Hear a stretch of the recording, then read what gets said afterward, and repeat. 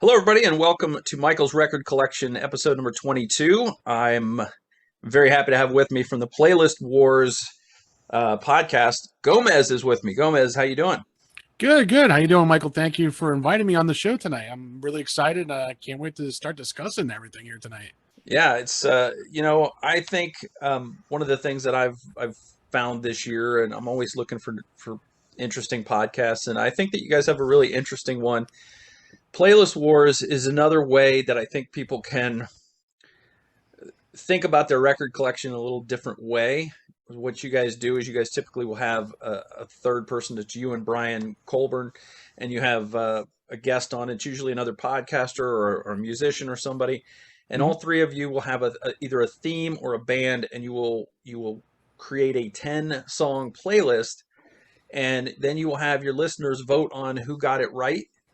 Yep. And it is a very interesting concept, and I know just from listening that it's really difficult to just pick 10 songs from any particular artist. I think I might still be traumatized that none of you picked Summer Highland Falls for your Billy Joel show. Yes, I know, I know. And Melissa Boileau she's a huge Billy Joel fan too, and she has her own radio show up in Syracuse too. So big shout out to her. It's difficult when you're talking like a Billy, like a well known artist like Billy Joel. He's got so many albums, so many great songs, and how do you not just how do you pick 10? You know what I mean? And it was difficult. Don't get me wrong. That's probably my third hardest playlist I had to do because I truly love Billy Joel, but I Hmm. stick with a lot of the good songs that I know that I was able to incorporate it. Like growing up, I was a big video game movie guy. I always loved music, not as much like as my co-host Brian Colburn does. He is an encyclopedia of music. He is the true music nerd. Where I come in, his dynamics is unbelievable. You know what I mean? He could pull a cover song from like God knows who and when and how. He just knows. It's like, oh, this guy has a great cover song. Me with my dynamics of the music is I am the mainstream listener, but I also incorporate movies and video games along with this, which has been a lot of fun. Hmm. Yeah, it's interesting listening to you because you'll remind me on your show of songs that were in movies, and I'm like, oh, that's right, I forgot about. I mean, some of them obviously are iconic. Like no one who has ever seen Fast Times at Ridgemont High will ever forget Moving in Stereo was in that movie. But Nobody a lot of times you'll throw something out. Oh, this was in Happy Gilmore, and I'll be like, oh yeah, that's right. actually did that with a couple of ones with Mr. Deeds actually on the Cars episode. Yeah, yeah, it's And great. and then I pulled another one out of our Monthly Crew episode, Wild Side, and it was an old 80s movie, and Brian was kind of shocked, and so was Sean when I said not Sean, Derek, when I brought in saying, like Father Like Son, a Kirk Cameron Dudley Moore movie, and their mouths like dropped to the floor. They're like, you're kidding me, right? You really brought that up. I said, what was wrong with that? I thought it was great. But it was fun. You know what I mean? We've had some awesome, awesome people that have come in with us. As you heard, some of us, we just released a new episode as of the other night with one of our old friends from high school, actually, Doug Miller, Hmm. and we just did '90s hip hop. And let me tell you, that was my third difficult one. That was really hard to do. Um, you're talking '90s as if you heard the episode, we talk about how the '90s was the golden era of music, and me and Doug really took over the show a little bit over Brian because Brian, like I said, is a huge music. But when it came to the '90s hip hop, me and Doug just like we dug into it pretty hard, and we paid homage to DMX, Notorious B.I.G., Nas, Jay Z, Bob Deep. These are so many iconic hip hop artists at that time, and still are. But and I referenced in that show was like how hip hop is totally different from now to what we used to listen to in the '90s, and that's why they said. And Brian said is a good point. That was the golden era of hip hop. where it all started, the flow for everybody now. You know what I mean? Hmm. Yeah. So you mentioned your third hardest. What was the hardest show you've ever had to make a playlist for? You're gonna laugh at me when I tell you Weird Al with Lauren Carey from the Beard Al podcast. Yeah, I could see Um, how that would be difficult. it was very difficult because Brian and Lauren are very well versed into Mr. Weird Al Yankovic. Hmm. They went with some good songs. I went with a lot of his parodies. Hmm. It was very difficult to choose. All these songs, like I think I ended my playlist with Taco Grande. And man, did people loved it. They're like, I can't believe you ended the show that way. Like that's your top 10. But I was like going, what would make, again, I'm a huge fan of all types of music, but how would I choose a song for Weird Al? And that was very difficult. And man, that took me a while. Yeah, I haven't listened to that one yet. I haven't gotten to all of them. Did anybody pick One More Minute? I believe someone did, but I can't remember who. Okay. Yeah, I it's a know. little bit off the beaten path. There was a great video for it, but it's not like a parody song, so people don't No, think of it. no. I would think maybe Lauren did, as if I'm trying to find it right now. Oh, here it is. Weird Al. One more minute. You know what? No one picked it. Wow. Okay. So again, it just there's so no. I take that back. Mr. Brian Colburn. That was track 7 for him. So Okay. he did pick it. And that was a great episode with Lauren. That was our episode 13, and we had so much fun with her. She was really cool, really down to earth, and man, does she know her Weird Al too. Yeah. Um, That's great. I mean, that's one of the things that I've noticed is you guys are really good at picking the right guest for the right artist. It seems like. you know what? I feel like we've been blessed with a lot of great people that have come on our show. The people have reached out to us. I think maybe one or two guests we reached out to. We did the first guest we really reached out to was John Laurie from the band Tantric. Mm-hmm. He is another musician that, first of all, knows his music and goes into details. And he was actually in 2 of our shows already. He was in our Eric Church episode, which was episode number 2 for us. And then he came back later on with Led Zeppelin with episode 9. And he's unbelievable. Now, I am not a huge country guy. So to make my second episode Eric Church, that was very difficult too. Mm-hmm. But I'll tell you, to listen to other music, to kind of learn a little bit more where people are coming from, I'll tell you, I could listen to Eric Church now without a problem because it was very interesting. And he had some great songs. Mm-hmm. Yeah. Well, I'm interested in how you and Brian got started with this and how, like, who came up with the idea? How did you start talking about it? And how did this whole thing come about? So I've known Brian for over 25 years. Brian and I date back all the way to high school. Well, actually, he was in high school. I was in 8th grade. So I was a pre-freshman, let's just say. He was my senior buddy for the day. And people thought we were twins at that time because Brian was a big guy like me. We both were offensive linemen. And, I just took it as like, wow, I can hang out with this guy and get in anywhere almost, like into bars when we get older, which that's a whole nother story when I got older. We just clicked. He went to Catawba for 2 years for football. Then he transferred up to Montclair. We always kept in touch. When he was up here in Jersey, he always come and visit the team, the games, and we always say, what's up? And as I graduated, we've gotten to know each other better. We've gotten closer. And Brian is a big musician guy, too. Mm-hmm. He's in a band. He's got his band. He's got his band, Colburn and Company, which just played last weekend, actually, at Beneducci's over here in New Jersey. True, awesome musician. He could play bass, guitar, can sing very well, too. We just clicked as friends. And as the time has gone on, I've been there for, when he got engaged, when he got married, his kids, just like he's been there for me. And I just consider him a brother. Mm-hmm. And there was one point last winter, I tore my knee up. I tore my MCL. So I'm waiting with this whole COVID thing, I kind of threw to Brian. I'm like, yo, what do you think about starting a podcast part-time with me? You know what I mean? And he was in the middle of another podcast at that time.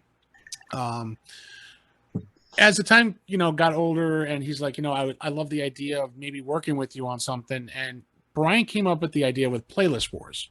I threw the idea because I'm a sports video game and I know he loves the music, so we're going to incorporate everything. So he kind of said, why don't we do something called Playlist Wars? I go, okay, I love the title. I love it. It's catchy. It's something different. And I go, but what are we doing? So he goes, we talk about a band. So for instance, like we did Metallica episode 1 with one of my old friends, Jay, too. Drummer Jay, as we call him. He's actually the drummer for Colburn and Company, too. Okay. The idea was supposed to be us 3 and a guest, but with his work schedule and everything, he really couldn't do it, and we totally get it. So he's a reappearing special guest for us. He was with us for Metallica, and he also did the Cars with us, which I believe was episode 7. Okay. So he was on with both of those shows with us, and he's a great guy. So when we were going to commit to this, he just said, I can't with work. I get it. So Brian and I decided to do special guests. So, of course, first one we got in was with drummer Jay, and that was Metallica. And then Brian reached out to John Laurie from Triple Addiction, which is a local band in, I think it was in Hunterdon County, New Jersey, which he knew John, and John was already on the band Tantric. So, he popped in for the 2 episodes with us, and it's been awesome. And, Brian came up with the idea, and I just rolled with it. And, my first mic and everything was a Blue Eye Snowball and a video game earpiece to my laptop. And it was kind of funny. Brian said, in 6 months, you're going to change your mic. That's like, no, I love this mic too much. And lo and behold, Father's Day, my wonderful in-laws bought me a brand new Rode new microphone for my Father's Day's gift, which was unexpected. It was so awesome. You know what I mean? But the episodes have gotten funnier, have gotten awesome, and we have so much going on. I can't believe it. How many people are reaching out to us and saying, I want to be on the show? Yeah. And it's been awesome. It sounds like fun, and it's also sounds like it's a lot of work because like I said, you said, I listened to your Cars episode. I listened to, I think you guys did Tom Petty, a few others, and I'm listening to them and going, I don't know how you could leave out this song or this song or this song or this song, but you only get 10. You only get 10. You only get 10. And you have to come up with, and it's interesting listening to you guys strategize for votes because your listeners vote for the best playlist or who you guys always say who got it right, and I always say who got it most right because I don't know if anybody ever gets it all the way right in that kind of a situation. But where did that idea come from? We'll have everybody vote on who had the best playlist. Well, it was a combination of me and Brian. We were trying to figure out, like, how do we get votes? How do we do this? And again, it was during the COVID time, and it was during I was almost fully recovered from my knee surgery and everything. It was it was just this year in 2021, you know what I mean? And it's like, I think in the month of February, we were throwing the idea around, and in March, we started recording to see how we would do and see how I would like the show. We recorded the first 5 episodes before we launched. And I just said, Brian, I'm hooked. I really am enjoying too much of this. We're having a great time. And it just evolved. And Brian and I, we sat down, which is kind of funny. We were on a Zoom call, me and him, and we worked on a website together. Right there, boom. Brian is a true art of his work because he works in the industry of doing editing and everything. So Brian just went to work with me right there. I would throw him an idea. How would you think of this? Brian would throw his idea. We would talk through the day through text messaging.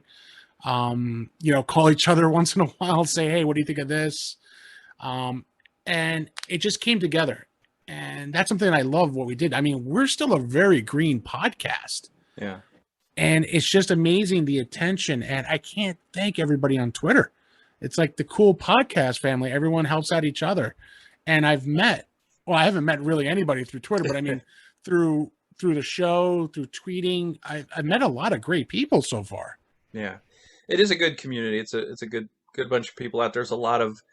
There's a lot of music shows, a lot of podcasts about music. There's not a lot of good podcasts about music, but you do tend to find them as you look around, and Hmm. you know that some of them are very under the radar. They don't do tons of downloads. Some of them don't have tons of followers, but I find that a lot of those are the best ones. Like a lot of the Yeah, ones that are really well known are just kind of like overproduced and a little too slick and commercial and by the numbers. but yeah, they're by their numbers. We've gotten a lot of compliments of through other podcasters who we've talked to saying you guys are so chill, you're natural, you're a lot of fun. We're keeping it like the way we are me and Brian every day. Hmm. Um, like I said, we are best friends. I consider him a brother. Um, we love our kids all together. He's got a great family. Love his parents just how he loves my family, my parents, my in-laws, everybody. So me and Brian are very, very close, and that's why I say he's like my brother. Yeah. Well, I think the Um, strength of your show is your friendship because that's what makes it so natural. The interplay between you two is so natural because you are friends and you're close. yeah, and we bust on each other. I don't know if you ever heard. I don't know if you heard the U2 episode Oh yeah, with the Christmas with our song, buddy. Yes, the Christmas song. infamous So Christmas song. that's been an ongoing joke. Now, Chris Hartman from the Film Exiles podcast, he's another high school buddy of mine too. Hmm. Me and Brian known him from high school. So when he brought up that whole Christmas song thing, we were like, "What?" you could hear the mic drop, but that's been like the ongoing joke too. So like almost every episode, if not every other episode, I go, "Hey, Brian, you didn't pick a Christmas song again, did you?" Yeah. Yeah. So I think when Christmas time comes, he might win that when we get to that point. But we're excited where everyone is giving us little introductions before we go on. You know what I mean? It's been a great thrill. I mean, Yeah. I got people who voted Team Gomez on Twitter the other night. I was like, "That this is awesome." I go, "Team Gomez." I never thought of it. Are you guys keeping a running tally of who wins the most? Yes, we do. We do have a tally. Brian is actually the head of that. Brian's got some wins. I have some wins, and then there's a few that Brian and I are totally tied. Hmm. So we are going to be releasing. We are discussing. So we were thinking about doing episodes. Now, when you do a season, we were talking about doing seasons, Hmm. and then we are changing our format a little bit. So what we're doing is like every 10 episodes, we'll have a bonus episode to reveal the winners. For me and Brian, if we win, great. If the special guest wins, even better. You know what I mean? Hmm. The whole fun of it is we want to hear from, as we're calling everybody playlisters, the Hmm. playlisters. That is something that we had on Twitter, and people voted on it. I thought Playlist Warriors was going to win, but I was wrong. I like that one better because it just reminds me of my WWE days. Like Hulk Hogan with his brother, and I'm just going to Yeah. say Warriors. So that didn't work out. So I'm cool with it. We listen to we listen to the listeners, not Yeah. the fans. I'm not going to call them fans. I love to hear them listen to us and the reactions that we've gotten. I have a couple of people that are like Gomez all the way. Gomez had it right, and there's going to be times that I didn't get it right. um, I feel there's a couple episodes I did not get it right, and I'm surprised I did. But Brian's been keeping tabs, and he's been telling me, and we have a schedule where like you said, how hard it is to do the scheduling. So what Brian and I do, we have a playlist wars schedule where we're talking to seeing the status if it's being scheduled, what's been live, what's been posted, what's being edited, and then you know I do a promo video right the day of the release of the episode, new episode alerts as I call them, Uh-huh. and it's just a little hype up video, 30 seconds, not even, telling them, hey, we're talking about this, this, this, and this. Go vote on playlistwarspodcast.com. Vote for who got it right and check us out for the next battle. And it seems that it's been getting a lot of attention that way too. And it's kind of funny. Everyone's asking us how we're doing it. Well, Brian does it at his time, and then I do it at my time too. So if I got a 5, 10, 15 minutes at work where I could just jump on the computer quick and look at the next episode and see who I got to look at, I'm going to knock out maybe 2 songs, just write down my notes. When I get home, when I put the kids to bed, I'm back on my laptop typing away, listening to my wife and doing all that too. Yeah, My wife being the biggest supporter, so are my kids. it's important. She's loved the idea because again, during the whole COVID time, I really wasn't seeing anybody or talking to anybody, besides, phone calls, text messages, but we Yeah. weren't seeing anybody. My son was born during COVID, so no one really got to see my son yet either. So it's been difficult. Yeah. But Yeah, it's been rough. It's been a rough, a weird couple of years here for us. yeah, it has. It has, especially, working in the retail side of it. It's been very difficult. All right. So what are your favorite bands that you guys haven't covered yet? One of them, my favorite bands, is Linkin Park. Yeah. We were gonna have Amanda Walsh from Striking a Chord, but she had a little situation. She's taking some time off, which I get. We wish her the best on what's been going on, and we told her we'll welcome her back soon as to be a guest on our show anytime she wants. Just like anybody else who jumps on our show, you're welcome back with open arms. We actually we did Rob Felicetti from Bowling for Soup, which was awesome. We talked to a band member of the band we're talking about.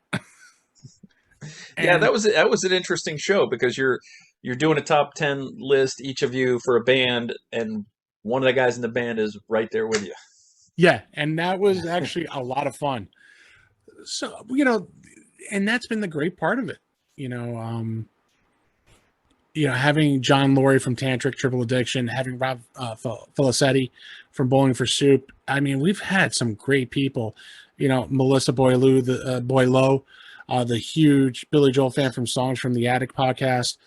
My buddy Doug Miller. We're gonna have John Pritchard from Well Disguised, and some of these guys you'll remember the names from the Twitter world because this is where we met half of the people. Yeah, yeah.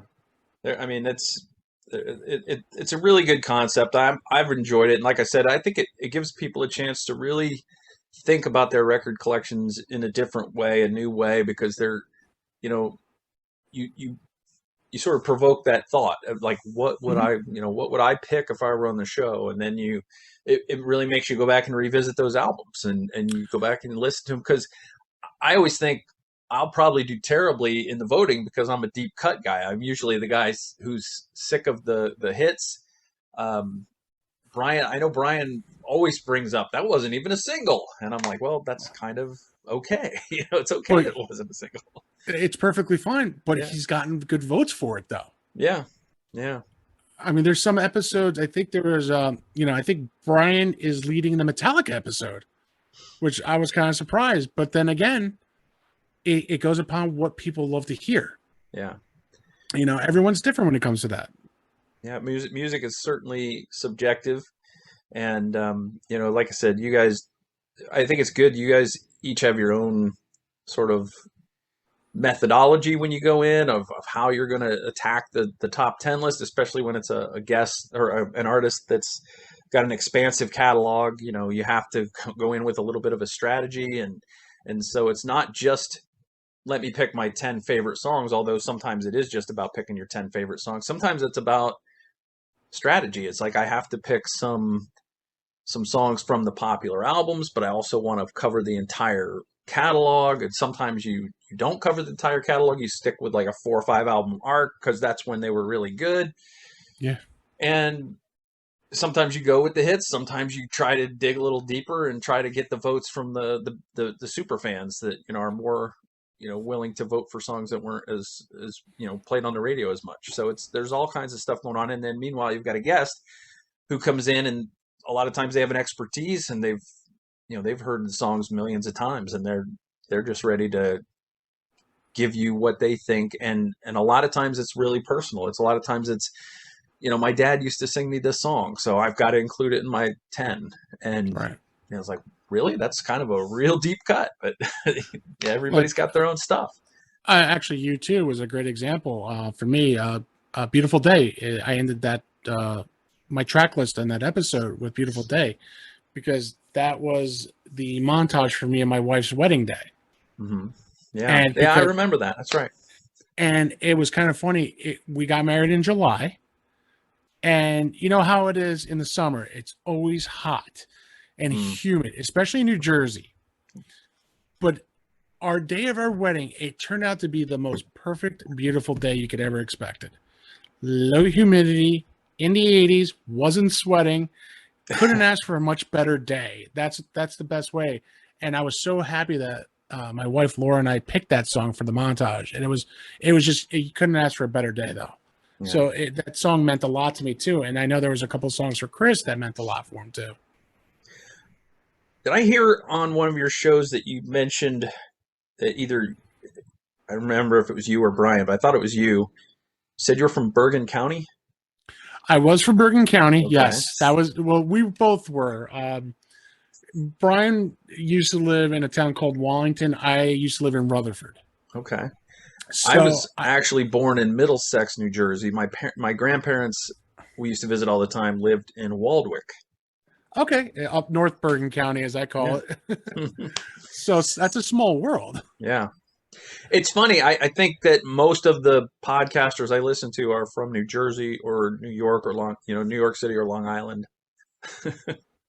I mean, that's a good thing. I mean, but a lot of these guys are really awesome, man. Some of these podcasters do a great job. Hmm. I actually got to meet another great one, especially for a sports fanatic, Justin Pennick from Talking Giants. He is a huge Giants fan. Hmm. We just did something with him the other night, and that episode will be coming out soon in September. And let me tell you, he picked some great songs. He picked a couple of deep cuts too, um, for what we were working on. And I'll tell you, it was amazing to work with a gentleman like him. He's actually a little bit younger, but he just knew how to pick good songs. We were excited to work with him. We're looking forward to. We were talking to James Whistle from a Major Mixtape. Brian and I just did interviews with him too. Hmm. He's another great guy, a great podcaster. Like you, Michael. Awesome to talk to, easy to talk to. Nice and chill, and that's something we love. You know what I mean? And Yeah. that's something we praise people like yourself and Jason and everybody who's been with us. It's been an awesome thing that we've been working with here. So you and I talked about the fact that we're going to talk about your favorite record tonight. Yes. Before we do that, a lot of times people wait until the end of the show to do this, and I often do. But while this is fresh in everybody's mind, I want you to tell people where they can find Playlist Wars. Oh yeah, not a problem. So Playlist Wars is really simple. You can find us on Spotify, Apple, Amazon. You can check us out on Instagram, which is Playlist Wars Podcast. We have our website too, playlistwarspodcast.com, where you can listen to all the episodes, archives, and you can actually vote for us. You can find us on our Twitter handle, Playlist Wars. Brian can be found at Twitter at Brian Colburn, and you can find me at Gomez. You'll know it's me because I'm the big guy. So we are found just about anywhere, man. And Yeah. the rotation of everybody helping us out through the Twitter family, as I call them now, has been awesome. Another cool thing about your podcast, obviously, is that in order to give people an opportunity to listen to your podcast, you actually create the podcast or the playlist. I mean, you guys create the playlist and people can go and listen to them. Yes. We actually have a Spotify account just for Playlist Wars that actually houses my list, Brian's list, and the special guests, so they could actually hear the music if they're driving after the show and say, "Wow, wait a minute, now I see why he picked it." So sometimes that does help out people. You know what I mean? Sometimes if we explain it, maybe they want to hear it again. Yeah, and they're like, "Oh, that's why I get it now." it gives people opportunity to see how the playlist flows and how it falls together. Sometimes you guys do them like it's an album and you're flipping it over and you got to kick that second side off with a banger. Sometimes you Hmm. do it like it's a concert, and then you gotta have the big encore song at the end.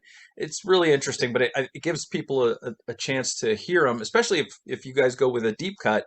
It'll give people a chance to go and listen to that deep cut that they might not be familiar with. Exactly. Like how Brian will always say this during the middle. At this point is the halftime. This is where you stick your pencil in the cassette tape, rewind that thing again, press play. This is where you let the CD go. This is where you let your iPod go. And I'm like, Brian, I think we just stream now. I think we just skip all that and just go to the streaming, just for the jokes. Yeah. Because it's kind of funny, I guess the millennials are now, these are the millennials, I think they're called now. They don't realize, and this is why I bring up some of the times, like I talk about MTV actually had music. It was not all about reality TV back in the day. Yeah. You did listen to Z100 or, Y100 or, any radio station on an actual radio in a car. Cell phones were big Zach Morris cell phones. If you ever watched Saved by the Bell, those used to be the cell phones we used to have. And you had to Yeah. pay a lot more money than you do now. So there's these little odds and ends that I always like to say because if the younger generation's listening, I think it's awesome to kind of show them how we used to live back in the 80s and 90s, the early 2000s, before iPhones came out, before laptops came out, before even podcasts came out. Like, how did you listen to the news? Yeah, it's really difficult to explain how interesting radio once was to anyone that's young today, because radio has not been very good for a long time now. And No. we used to have, DJs would play whatever they wanted, especially at night. They would play full album sides if they wanted to. They'd play live tracks from some bootleg that they found, and you never knew what you were going to hear. It was pretty great. Now it's not like that. I don't think No. I've listened to a regular radio station in a decade, probably. I'm the same way. Either it was through my iPod or my iPhone, or now like Spotify, Apple Music, Amazon Music. You got music everywhere on streaming online. Good pods too now. Yeah. Where you can find podcasts. Things like this. It's awesome to have an opportunity to listen to other things from other stations too. You know what I mean? Like you could pop in and say 90s hip hop, you know what I mean? And you get a whole bunch of different playlists, which is awesome. So Yeah. you get a different feel for what the music was like back in the day. Yeah. All right. So tell us, what record are we talking about today? So one of my favorite records released in 2000 is Linkin Park, Hybrid Theory. Tell you, it was probably my first love of, I guess you can say, new metal besides Limp Bizkit, but there was something different about Linkin Park, about their music, about them, the band. Everyone called them new metal or alternative metal. I was more like, I found them to be like a rap rock group. You know what I mean? It was something different, fresh at that time. Probably I love all their albums. Don't get me wrong. I have all of them. But when I think of it, this was probably my all-time favorite one. It has helped me out along the way, with some of their songs, in my personal life at the time where I needed it the most. This was probably the most helpful record for me.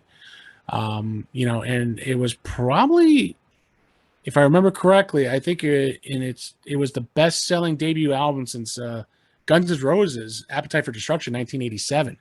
So that just shows you, how far they've gone. Yeah. These guys. And I'll tell you, probably one of my, still to this day, even though Chester's gone, still one of my favorite bands. I love hearing the music.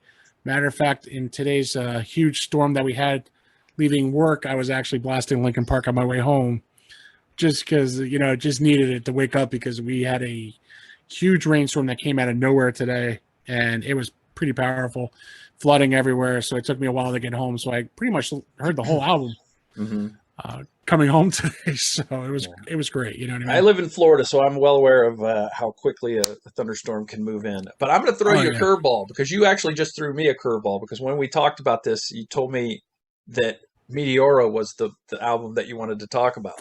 Oh yeah, I'm sorry. It was both. It was both. Either Yeah, Meteora or you mentioned Hybrid Theory as an also Hybrid Theory, like kind of yeah. as the second one. So I listened to But no, Meteora. I did listen to Hybrid Theory also, but I listened to no. But Meteora. Linkin Park Meteora was another one that actually helped me out through my life too. I won't lie. Yeah, Both of those albums really did help a lot because those were two of my favorite and probably the two most I could actually. How could I say that really helped me of my life too?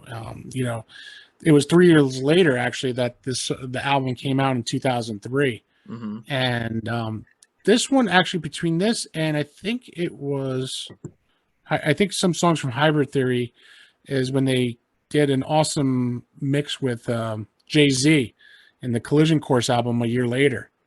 But you're talking songs from Somewhere I Belong, Faint, Numb, Breaking the Habit. Some of these were in movies. hmm Some of these were just unbelievable. Chester, Mike Shinoda, Mr. Hahn, all these guys in the band was just unreal. yeah, Again, something that, as anybody who's suffering from anxiety or depression, and, at this point in my life, my father passed away sorry. between these two albums. Thank you. And one thing it was always hard to discuss about this. And my father was my best friend, my dad, and my brother kind of wrapped in one. Growing up, I was the only child, but my dad was my hugest supporter. So when Somewhere I Belong came out and I was listening to the song, and I was trying to say, where do I belong now in the world? And it just hit me. It's like, you know what? You got to keep working. You got to keep going. Your dad, no matter what happens, is going to be looking at you, looking down on you. And no matter what you do, he's proud of you. hmm And the collaboration of Meteora and Hybrid Theory, both of these albums. That's why I say it was both of these albums, but mostly Meteora because they had a more of a deeper cut album than Hybrid Theory too. So you were correct. So thank you for correcting me. It's okay. It's been a long couple of days for me here at Yeah. work. So it brought up a lot of things for me, but also the record calmed me down too. hmm Now, were you Um, an early adopter of Linkin Park? Were you on board from like the get go? Were you out buying like when the second album came out? Were you out at the record store the day it came out to get it? Pretty much, yeah, I was. As Yeah. soon as they announced it when it was coming out, I remember as again they had pre-orders for this. You know what I mean? hmm So I pre-ordered the big album. You know what I mean? Because I wanted everything because I loved the band. And again, as soon as I heard it, I just fell in love with it, just like I did Hybrid Theory. Hearing Chester just sing the notes to the songs that he and Mike actually wrote together at some points. It was just unreal. I know the producer was Don Gilmore on this with the guys, and it's just powerful album. The hmm writings, it does talk a little bit about personal things in the band's life, probably, which sometimes helps out. hmm Um, one of the things was Breaking the Habit was one of the songs that I remember. And for me, Breaking the Habit was probably like breaking drinking for me at one point, because that used to be my clutch for a long time. And I remember hearing that song, I'm like, well, I got to start breaking the habit too. You know what I mean? And it just happened. You know what I mean? And it's just one of those songs that helped you figure out what life is going to be. Um, you know, just hearing the music, the guitar riffs, the DJing of it, the way Mike Shinoda raps, the way Chester could just belt out lyrics, especially with "Somewhere I Belong," was just unreal. Faint is another one. So is Numb. hmm So they just had the greatest word from a movie that I'm going to use, a plethora of songs from Three Amigos there. So it was just overall one of my favorite albums still to this day. Do I still have the CD? Yes. Yeah. To this day, I will. I have it in my CD case. It will never leave. My daughter did ask Daddy, "What is this?" This is called a CD, not a DVD. CD. So she was laughing because she didn't know what that was, and I get Yeah. it because now the cars don't have CD players these Yeah. days. Are you mostly a streamer? Is that how you do most of your listening? Now, yes. Hmm. Before that, it was if you heard something through the online, that's how I streamed. Before I got my car. Now it's easy. I connect my iPhone. Okay, there it is. Yeah. Michael's record collection, or Playlist Wars, or Well Disguised podcast, or She Will Rock podcast, or any of Mhm. those guys. You know what I mean? I have all their podcasts, so if I feel like listening to the podcast, I will. Yeah. Or if I have several playlists now on my Spotify list because of as I'm doing the music and I'm writing my antidotes for the songs, I listen to the music again and say, why did I pick this? Why did I do this? Just like, when you asked me what was my all-time favorite album, this is definitely, one of them. Um, you know, it just flows. This whole album flowed perfectly for me. Mhm. And it brings a lot to me, Hit the Floor, Easier to Run. Those were a couple of deep cuts because no one really expects anybody to hear it. Figure .09 is another one. That was in actually the movie SWAT with Colin Farrell. Okay. And people don't realize it, like, wow, wait a minute, he's right. So there's a lot of great stuff, you know what I mean? And that's what Yeah. I love this album. I love everything about this guys. And it's sad that Chester's no longer with the band. Yeah. Unfortunately, he had some real issues. And I think some of the music that they made for the albums could have been the issues that Chester was suffering from, and no one really noticed because maybe Yeah. singing the music was escape to make him feel better. Yeah. There's a lot of songs about pain, a lot of songs about anger. Certainly emotional subject matter. When you told me you wanted to listen to this record or wanted to discuss this record, and I was of two minds because one, it's way outside my wheelhouse, Okay. way outside my comfort zone. I dismiss bands like this very quickly because Hmm. a lot of people say, "Oh, I like all kinds of music." I will gladly tell you, I am not a rap guy. I am not Okay. a rap guy at all. But And I get it.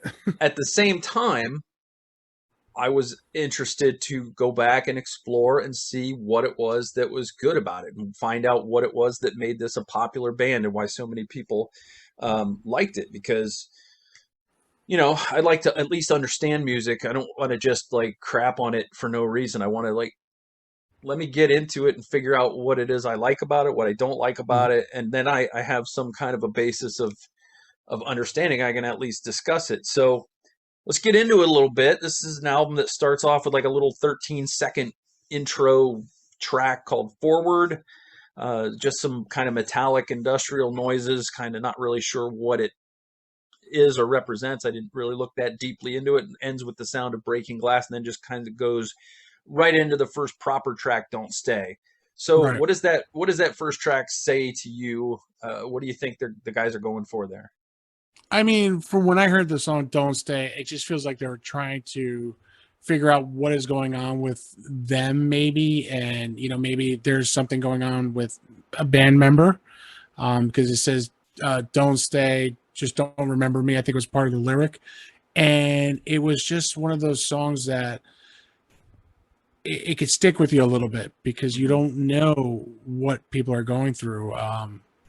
You know, and it's also when you think about it, could it be something that someone did to them in the past? For all I know, you know what I mean. Um, it was just one of those albums that the song that I didn't get a lot of playing time, but when you hear it, it's kind of it did it is radio friendly. I'm not saying it isn't, Mm-hmm. but there's a meaning to it. There was a changing of emotions in that song. Um, you know, eh, is it filled with anger a little bit? But it could be emotions of a breakup. It could be emotions of somebody uh, hurting somebody. It could be someone kind of dissing somebody, something like that. So that's how I would take "Don't Stay." Mm-hmm. It starts with a really good riff. Mhm. And I think that for me, one of the highlights of listening to this album was to find out, just to hear that good crunchy guitar riffs that Brad Delson is laying down. Oh yeah. I think that's really good. I didn't know really what a good singer Chester Bennington was. Like when he tries to sing and he's not doing the new metal screams and he's just like actually hitting notes, he's a very, very good singer. He Um, is. and so that was something that stood out to me. Some of the things I didn't like kind of permeated the album from start to finish. I grew up on records, so Mhm. scratching sound, a record scratching sound to me is an awful, awful sound. Which I It's get. I it's mean, something that's not supposed to happen, and all through this album is it's like, oh no. no, I get it. I mean, I grew up in, I was growing up as a kid. I was more into hip hop back in the day before I became listening to Metallica's, Kid Rocks, and everybody. So for me, hearing the DJ scratch the record the way it was, at that point meant to be scratched, it's like, oh my God, I really want to do that. Uh, of course, I did get in trouble with my uncle's records. I did scratch a few of because I was Oh pretending to be a DJ. Because you learn from Run DMC, you hear all yeah, these hip, and I did scratch a couple, good records for him, which I didn't mean to. It was just one of those things. yeah, and it's a good way to ruin some turntables too. If it's not Yeah, the I right did that kind of one. turntable. No, no, no. It's kind of funny. I did get in trouble. Hmm. Uncle, mom, dad were not too thrilled with me on that one. Yeah. Um, Somewhere I Belong is the next one, and again, I wrote down Bennington's soft vocals are really, really strong. Mhm. Um, where does this one kind of rank for you on the album? So, really, this would be my number one Hmm. for me because at the time I was kind of lost when I lost my dad, Hmm. and when I heard this song, it's just like, where do I belong? You know, first of all, like you said, Chester's singing of the song is one of the best. Yeah. Um, and the way they go together with Chester and Mike singing, I want to heal, I want to feel what I thought was never real. It makes me wonder if it was going through a pain of losing somebody or getting to again emotional breakup possibly because I want to feel that something's real. Hmm. I thought it was never real. Like, could it be like someone a lost loved one? Like for me, it was like my losing my dad. Hmm. So to me, it's like I want to heal. I want to feel that I thought was never real. Was a great line for me. Yeah. And when he says, "I want to find something I've wanted all along, somewhere I belong." And I'll tell you, I had a group of great friends before I met my wife, and they made me feel where I belong anywhere. Doesn't matter. I had fun with them. I had a great time with them. And the day I met my wife, it was the day I knew, I was going to be happy for the rest of my life. Yeah. So the lyrics made you connect with this song on an emotional level. Yes. You made an emotional connection with this song. Yeah, it sounded like from what you were saying at the beginning of our talk that this would be, one of your favorites. So I definitely wanted to check on that. Mm-hmm. Going to Lying from You again, I think that the soft vocals are great. I thought the guitar riffs were great. Again, the rap doesn't do anything for me. I came to the conclusion listening to this album that as long as he just wrote songs, I could probably do without Mike Shinoda in the band and maybe Mm-hmm. Joe Hahn as well. And then I think you'd have a really good metal band. If it was just Chester, you're right. Yeah. Because But I'm I a think metal guy. I that's grew up on Judas Priest and Iron Maiden and Scorpions and bands like that. So to me, these are guys that like my dad would tell me, "Oh, these guys all they can do is scream," and I'm like, "No, they're actually hitting notes." And then when new right. metal came along, I kind of felt that way with new metal singers, is that Mhm. they would actually just scream, and I'm not hearing notes anymore. And for me, melody is Right. everything in music. And then when you're and that's the thing too, when you think about it, like I, uh, I like I said, I didn't grow up on heavy metal or screaming metal as everyone says. So I was introduced to like Iron Maiden, Judas Priest later in my years. Hmm. so I didn't know who they were. But then as I was growing up, I got introduced to Metallica, Linkin Park, Limp Bizkit, Kid Rock, as the times have gone on. And then I'm like, I want to hear, like, I used to listen to Ozzy back in the day. You know what I mean? That's, Yeah. a true representation, Black Sabbath. And I'm like, who are these guys, But as I got older, I appreciated the music because now when you look at some of the music today, they date back to some of these guys like Queen, David Bowie, uh, Linkin Park, Metallica, Kid Rock took samplings off for everybody. You know what I Mm-hmm. mean? And that's showing the appreciation, I think, of the genre of back in the day, as I say now, like the 60s, the 70s, the 80s, the 90s. These musicians are just paying homage. I feel like. Yeah. Yeah, and that's, I think, it's the way it's intended. It's also a respect factor because they're finding when they sample something, they're sampling something because it sounds cool. They're not Mhm. sampling something just to rip something off. So that's an important thing to me when people say, "Oh, it's just ripping off," and I'm like, it's really showing a respect and a reverence for that music. Like when I think it was Tone Loc had a big sample from Van Halen's "Jamie's Crying," Yes, and yes, I'm he like, did. that is, I'm not into the song, but I think that the guy has great taste in music. you know. And again, it's our don't forget it's a great thing. Or don't forget when Aerosmith collaborated with Run DMC with Walk Hmm. This Way. Yeah. Another great hit album that they had. It just again, everyone has their taste in music. This is why I love about our show at Playlist Wars because you could definitely do different things. Yeah. It's Everyone's different. yeah, art hits everybody's pleasure centers a different way. Everything is Yeah, subjective. you There's know, uh, again, it could be something I could say, hey, this is the reason I love this song because it's a major hit. But then there's something in there that like you're like, oh wait a minute, there's deeper thoughts into the song. You know what I mean? So hmm that's something that I always try to, if you hear some of my episodes, I always try to portray something in my life, the movies, the video games, because I want people to realize this is genuine for us. hmm And that's something like I feel like with Linkin Park, that's what they did. Yeah. It was something genuine. Even though, like you said, I get where you're coming from too, as you're a huge fan of Judas Priest, Iron Maiden, and that pays the homage to them too. If you think about it, coming Yeah. up, I wouldn't say Linkin Park totally, but you can hear where they're coming from with some of that band, back in the day. Some of that crunchy riff is directly sprung from those earlier albums. Um, Mm-hmm. Hit the Floor is the fifth track, and I really like the subtle guitar riff under the rap verses. Of course, I'm Yes. not big on the rap verses themselves, but I like that little subtle guitar. That really kind of was cool. Um, what is was this one of your favorites, or is one of your deeper tracks for you? This is more of a deeper track because I feel like this song was portraying like people kind of, you know, not I wouldn't say bullying, you know what I mean? I wouldn't say that, but there's standoffs. So you're facing off with people. You're trying to, as you're trying to figure out what you're trying to do as your next stop, or someone's trying to, poke fun of you. It's something that I've kind of grown up a little bit. You know what I mean?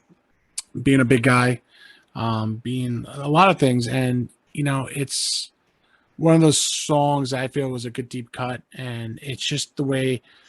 Like you said, the guitar riffs and the way the band sings the song. I know you're not here with Mike Shinoda rapping, but the way these guys, again, they just do such a great job. And Chester and Mike were just two great guys on the band. Yeah. And to hear them, it was just hearing this, it always hits home, Like I said, I mean, love their songs, love their music. They were just, oh God, I just wish Chester didn't go, man. I just wanted to know what else they could have done. Yeah.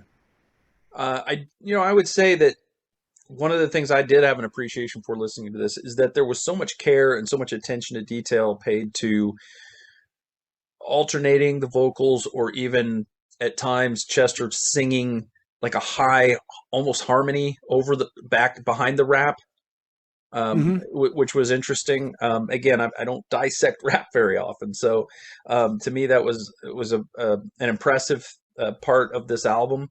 Um, Easier to Run is your track 6, and this comes in, and again, I like the guitar quite a bit. I like the simple concept of realizing lyrically that running away from something difficult is just easier. It's an easier way out. Yeah, Um, it is. And how does this track hit you? I mean, what do you feel when you listen to this one?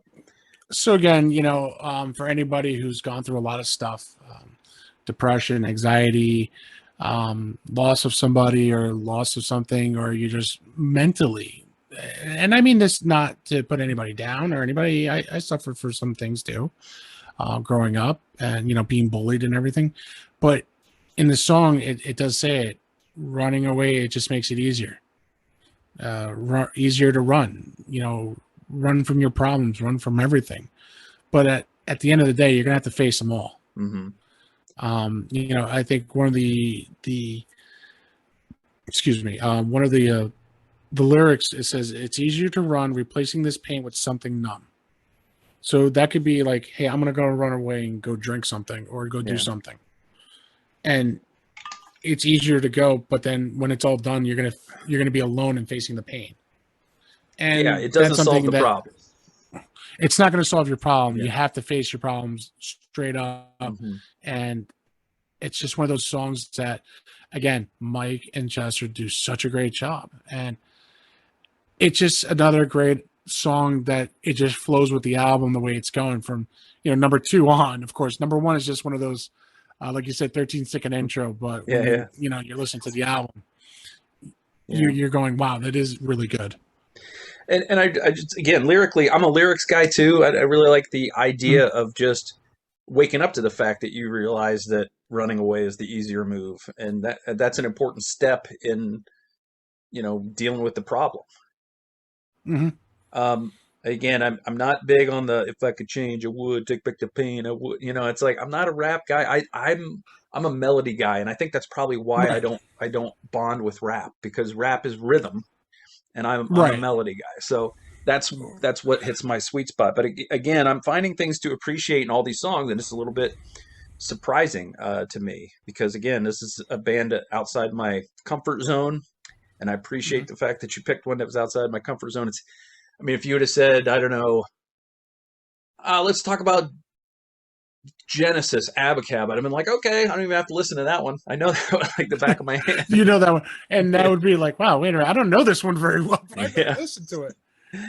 But The you band know, comes in with Faint, and what I liked about this one was the subtle keyboard part in the background, and again the mhm. crunchy guitar.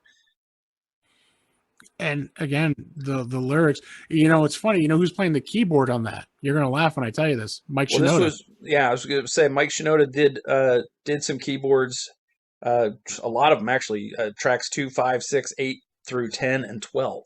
Yeah, So he did and a he lot of actually plays a keyboards. lot of the guitars too. Yeah, he's not just a rapper. He actually Yeah, plays the instruments. yeah. Samples, rhythm Um, guitar. He arranged strings for this album.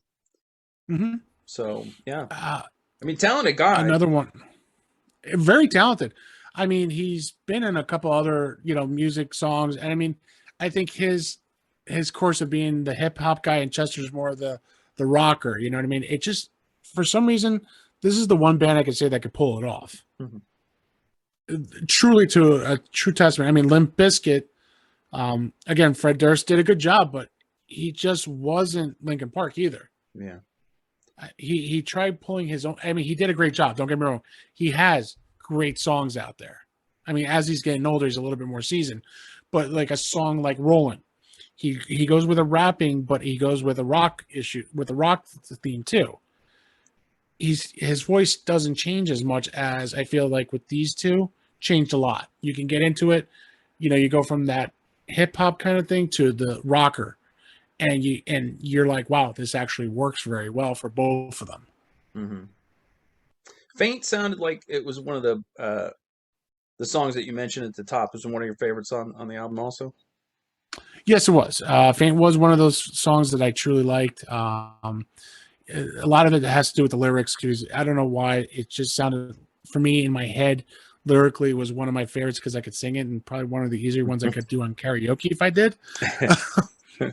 So, but it was just a great song. I know it was overplayed in the radio when it was at the time when it was radio, but it's just a great song, and and just truly, truly a mastery of both of these guys, the way they sang, and I believe it was actually the second single off the album too. Mm-hmm.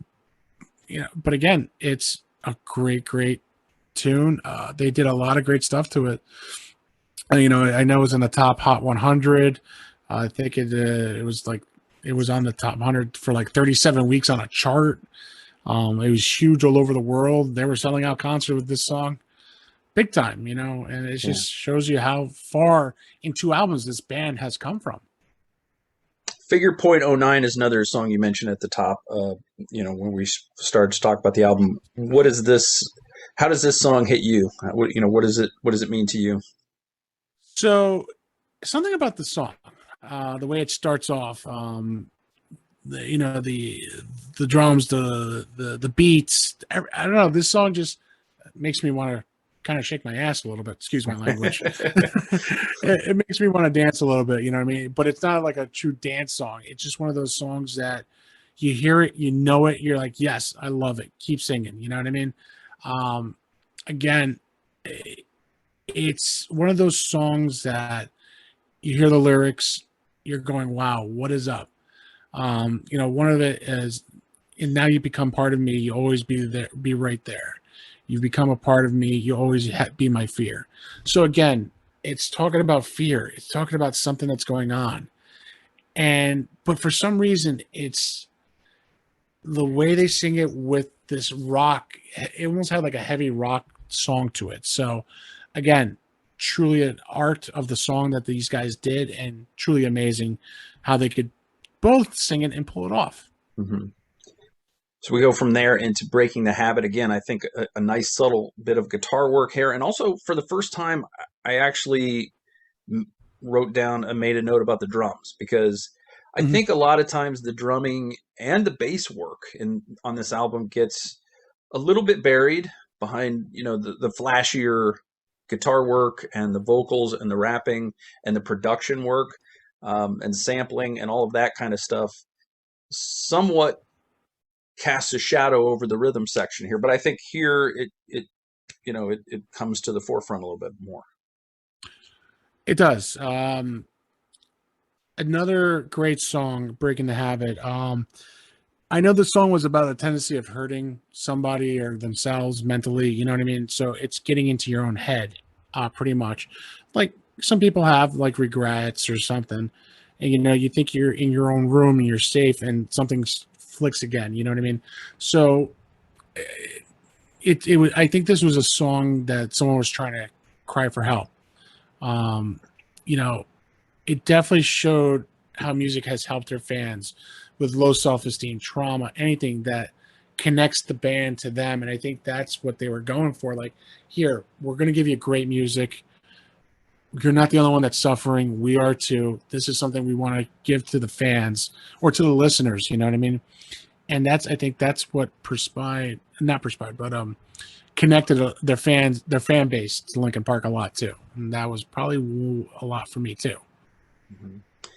Tell me about From the Inside. I've been kind of kicking off each song and saying something about it. You tell me about From the Inside.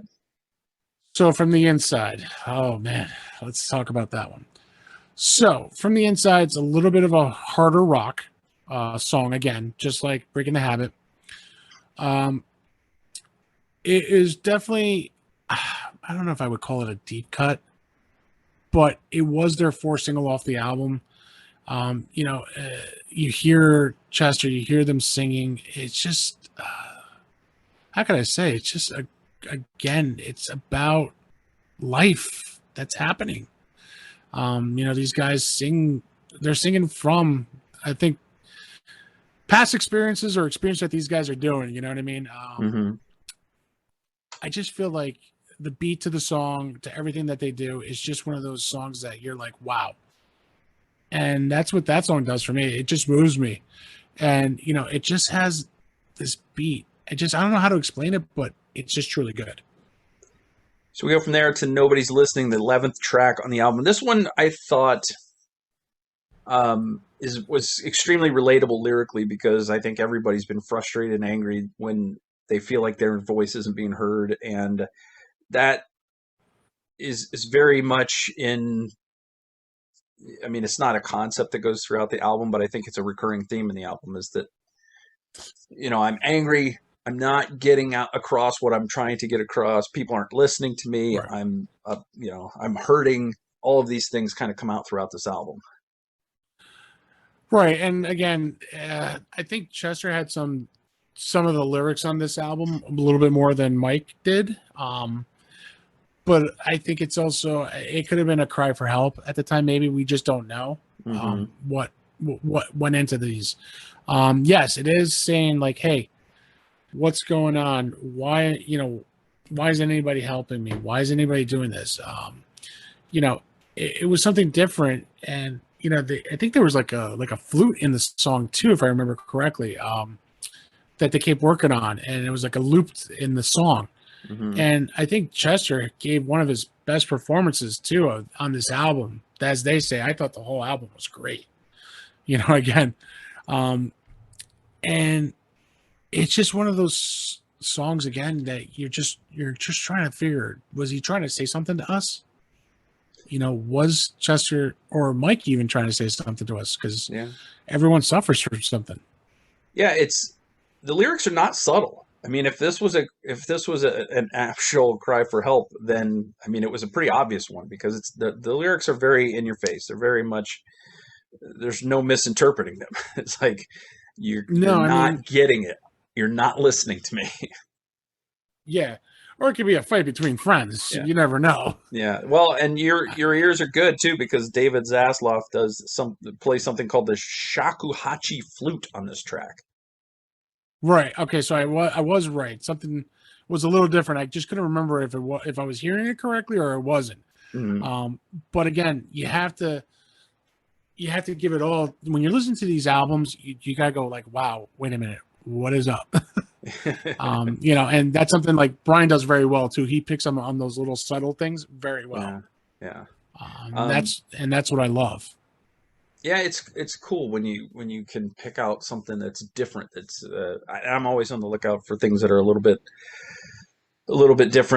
different usage of instruments, or things that are used in ways that they don't normally use them, and that kind of thing. So it was an interesting addition to that song.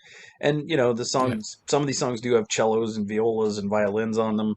But that's that is the only, as far as I know, that's the only woodwind instrument. I think that was the only time we've heard a woodwind instrument too from a band. Yeah. Session is the penultimate song. Again, I think the drumming on this one was really good. Not sure how you pronounce his name. Is it Rob Borden? I think it's Rob Borden. I never get these guys. It's kind of funny you say that, because I can never say somebody's name right either. Yeah. But yes, I believe it is Rob Borden. I just can't never. I had trouble with Rob Felicetti's name from Bowling for Soup. So now I get it right, because he's not. I don't think he's right in front of me this time. But yeah, of course.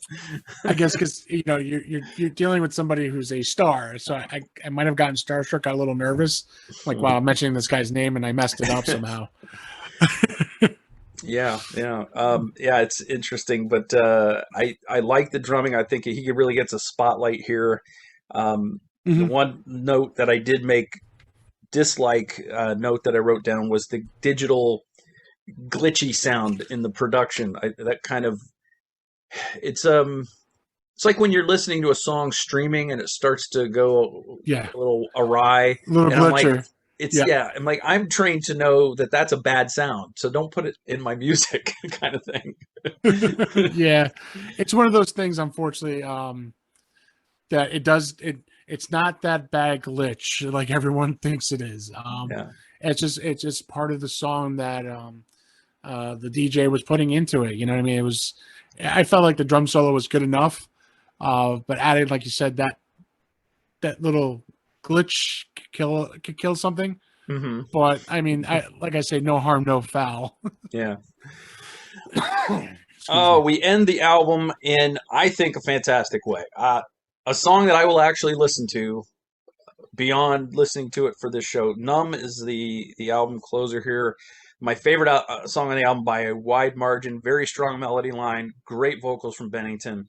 Obviously it's got the little caught in the undertow rap, which I'm not a fan of, but I can kind of overlook it because the rest of the song is just really good.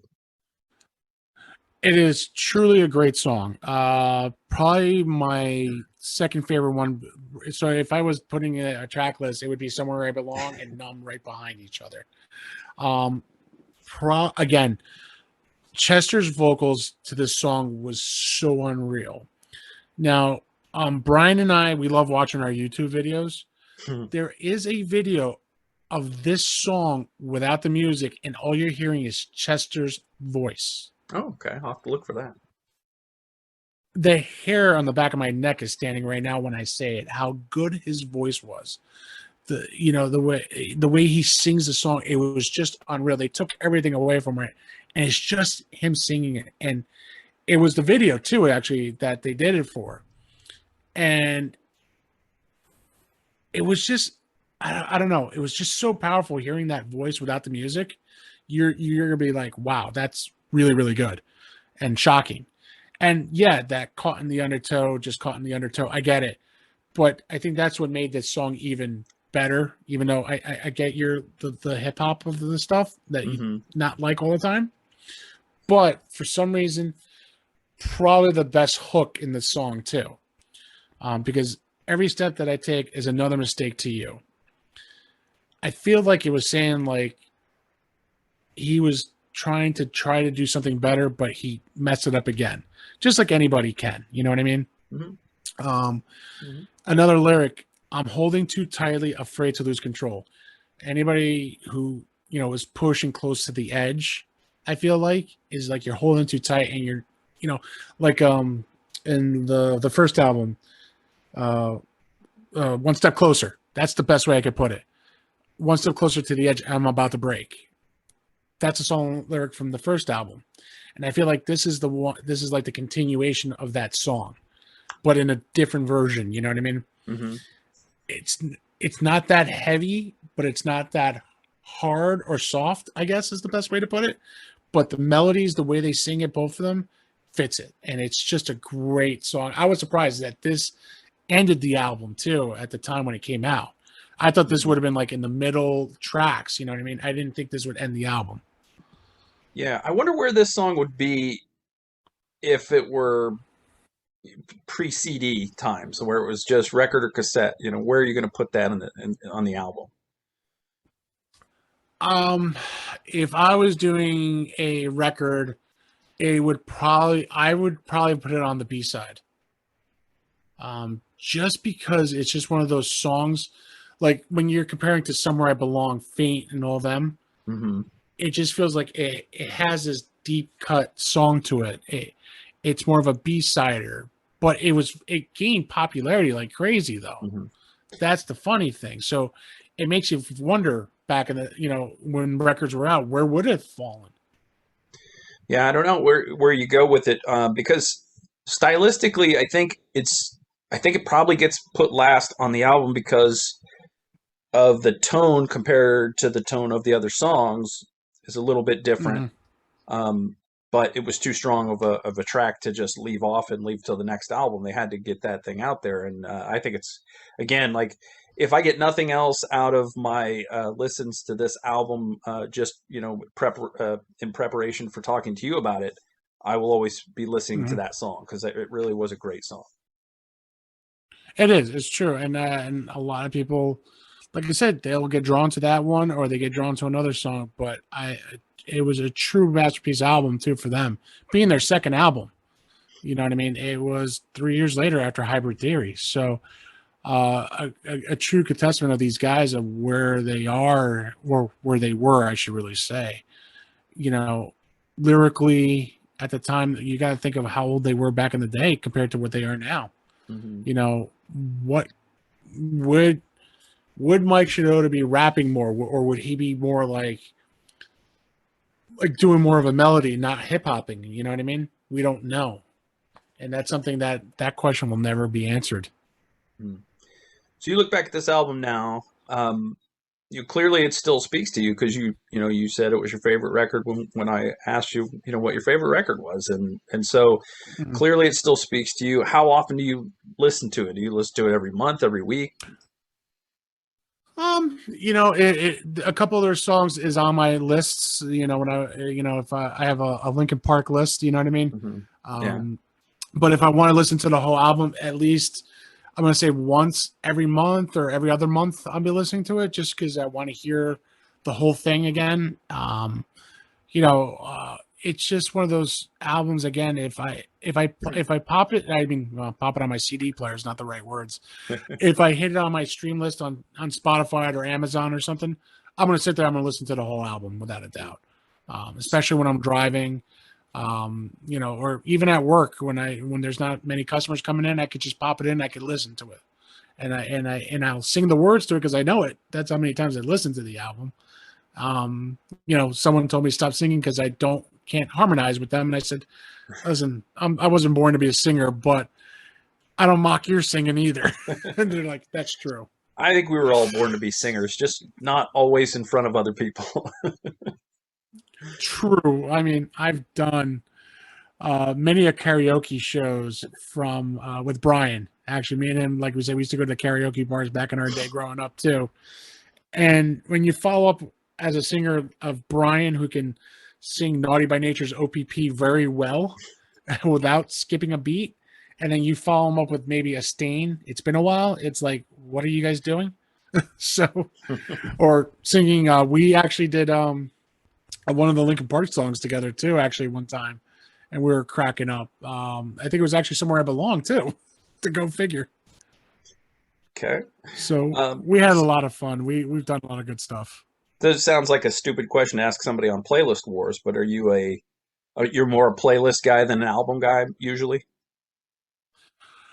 Um, I was more of a playlist guy. Yes. Hmm. I think that's another reason why I think the show works good.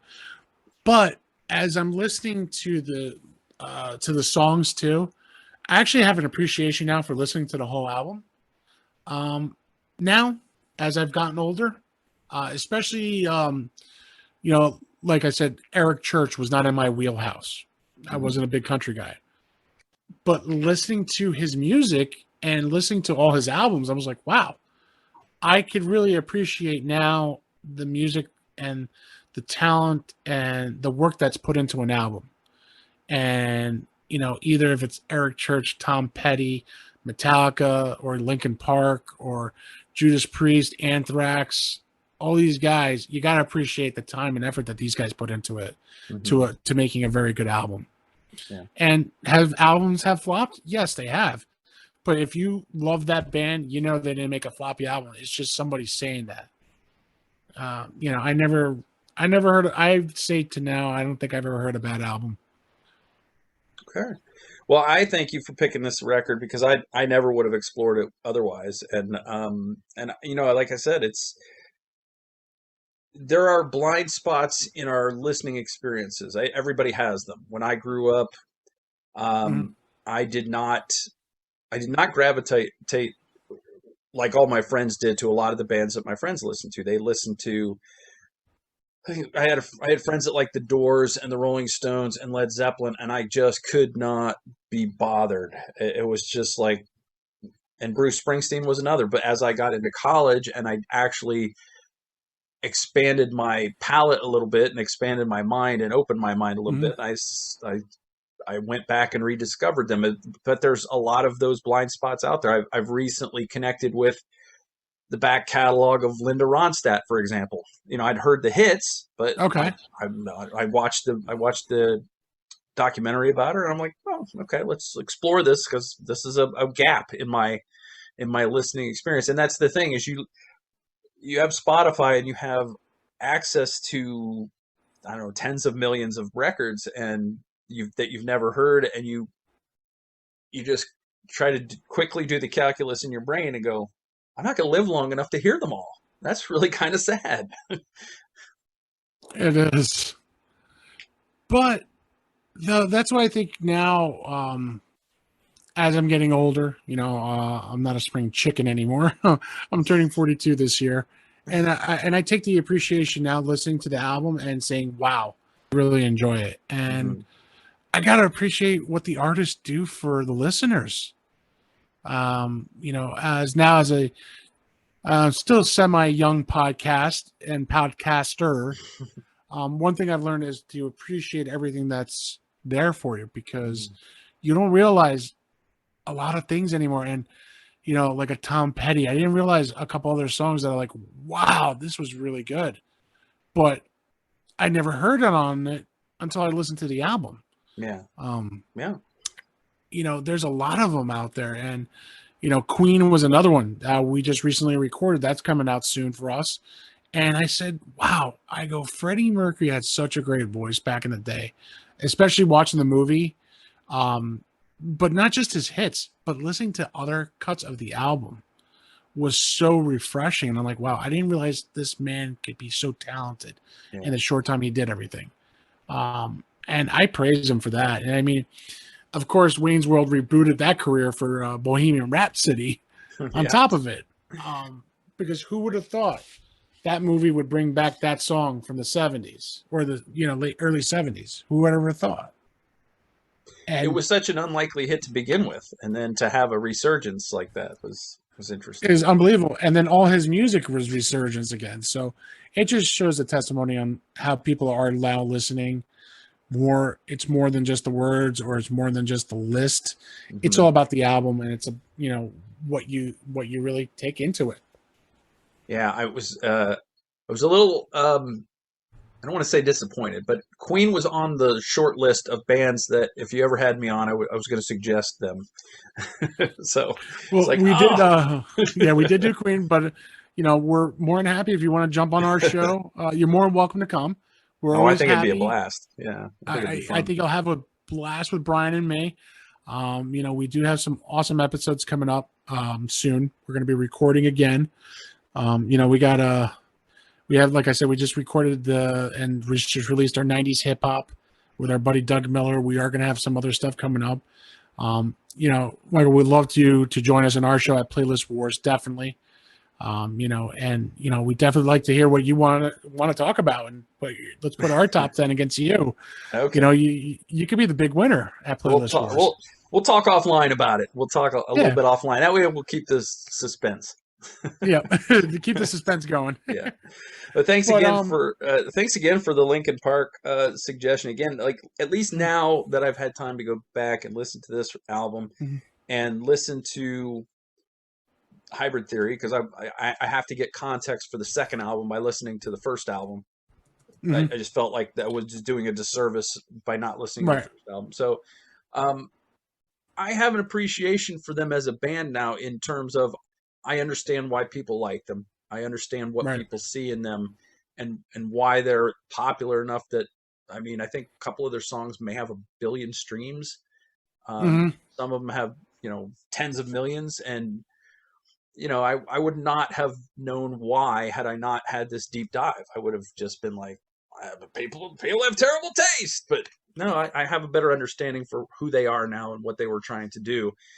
Yeah. And they're good at what they do. It doesn't necessarily always speak to me, but they're good at what they do. And I would never utter any bad word about anybody that digs their tunes, because I understand what they see in them. Right. And that's just like for anybody though these days, any band.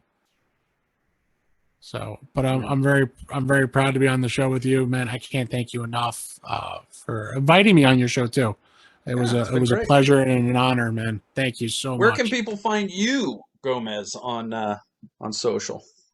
So my social media, definitely you can find me on Twitter, because I do tweet a lot now, and my Twitter handle is @Gomez79. And then you guys can find me at Playlist Wars, definitely there. And Instagram is our Playlist Wars podcast. That's where you can find us most of the time, actually. Most of the time now is definitely Twitter. Yeah, it's a fun place to hang out. It is, and like I said, I've met some awesome podcasters. Especially you, and thank you for inviting me on your show tonight. Like I said, it's a true honor, and it was awesome to talk about music and different things. It was truly awesome. Well, as Jersey boys have to stick together. So, Yeah, um, exactly. so it was great having you on. I appreciate you being my guest on this. If you're watching this video, please like it, hit subscribe if you enjoyed what you saw here. Go check out Playlist Wars. Their podcast is excellent. It's always fun.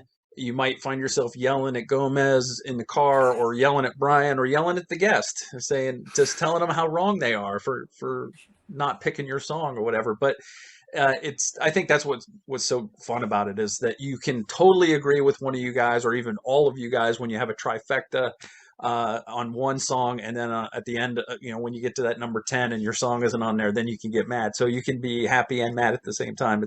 It's a fun show. I enjoy it. Uh, Thanks so much for being my guest. And if you're listening to the podcast version of this, please, uh, you know, give us a rating and write a review. That's how we get more listeners. So I appreciate that. And Gomez, great. Best of luck to you with the show, and I can't wait to be a guest. No problem. Thank you so much again.